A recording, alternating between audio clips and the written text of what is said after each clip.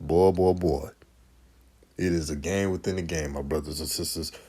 Something just dawned on me.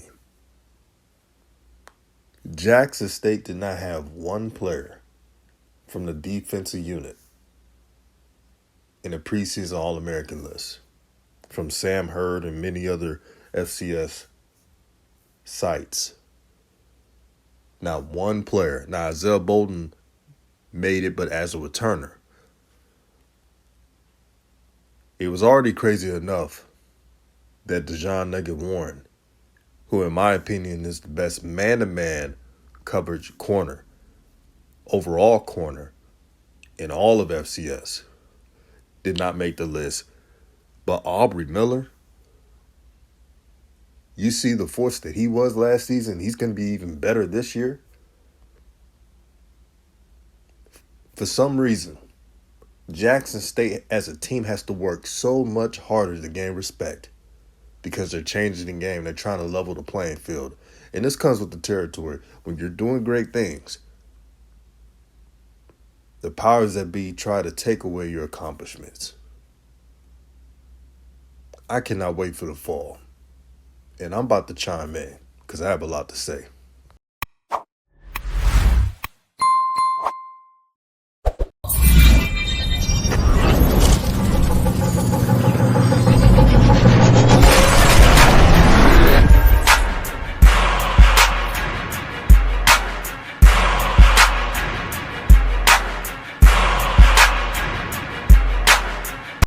What's good, everyone? This is Raw Truth Media giving you the raw content that you deservedly need.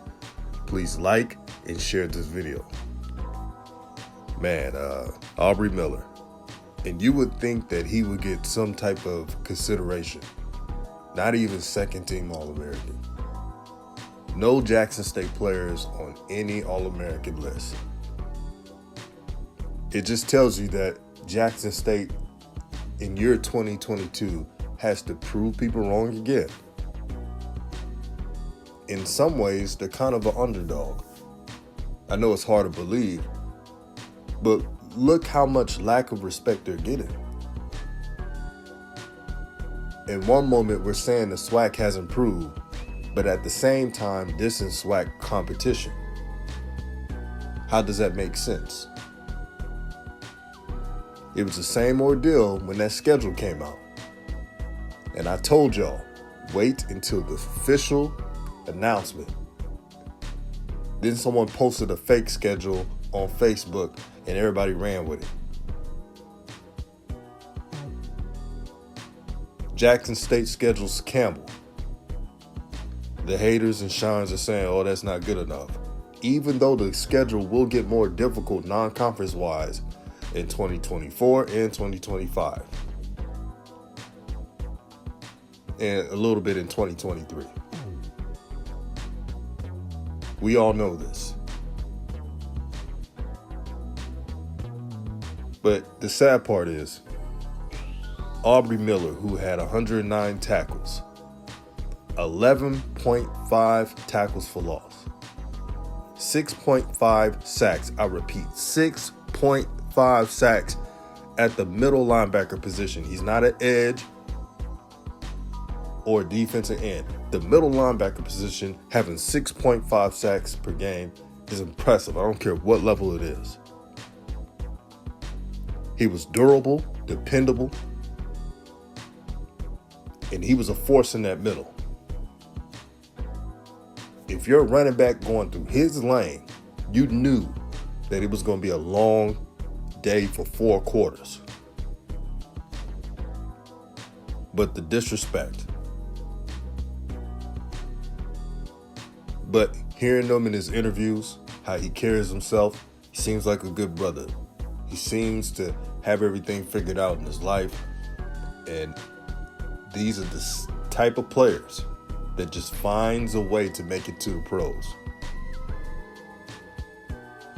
Why not a HBCU having multiple players drafted? How is it impossible? People keep saying, oh, this will never happen. This school in the HBCU conference cannot have multiple players in one team drafted? How is it so difficult? Anything's possible when you put in effort and you work for it. But it's hard to believe a team that's 11-2 has to find extra motivation. But fast forward, here we are. Remember, I talked about how Dejon Nugget Warren was getting lack of respect. People were pointing out to the stats. But my retort to it was, how many corners do you see playing man-to-man on the all-blitz defense, cover one defense, and having that responsibility? There's so much responsibility that you have in a Dennis Thurman style of defense. You're responsible for your man. And if there's a leak out in any coverage, I mean, it's bad things that happen. And he was part of and I'm mentioning Nugget on this part, he was part of the defense that was number one statistically close to FAMU. They're kind of neck and neck.